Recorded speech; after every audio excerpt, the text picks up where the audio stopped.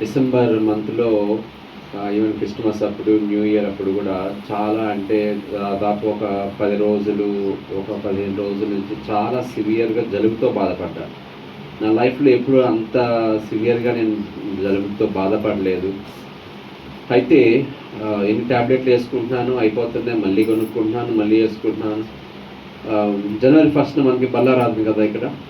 So నేను దేవుని communion తీసుకున్నాను, ఆయన శరీరం ఆయన రక్తం తీసుకున్నాను. అయితే నేను విశ్వసించాను ఏంటంటే ఆయన శరీరం ఆయన రక్తం నా శరీరానికి ఖచ్చితంగా స్వస్థత కలుగజేస్తుందని నేను నమ్మాను. బల్లారాధన తీసుకున్న తర్వాత నెక్స్ట్ డే నుంచి నేను ఆయన స్వస్థతను చూశాను. హల్లెలూయా. ఆయన శక్తిని నేను చూశాను. అన్ని రోజుల నుంచి బాధపడిన నేను ఆయన శరీరము ఆయన రక్తం తీసుకున్న తర్వాత నాకు దేవుడు ఇచ్చారు వెంటనే ఆయన స్వస్థత. హల్లెలూయా. నేను ఆయన శరీరము ఆయన రక్తంలో ఉన్నటువంటి ఆ శక్తిని నేను అనుభవించడానికి దేవుడు నా కృపనిచ్చారు. అప్పుడే అనుకున్నాను, ఇది నేను దేవుడు చేసిన మేలు నేను తప్పక సాక్ష్యం చెప్పాలి, నా తండ్రి నన్ను స్వస్థత ఇచ్చారు అని నేను నిర్ణయించుకున్నాను. ఈ దినాన అట్టి సాక్ష్యం చెప్పడానికి దేవుడు ఇచ్చిన కృప కొరకే దేవునికి స్తోత్రం చెల్లిస్తున్నాను. హల్లెలూయా.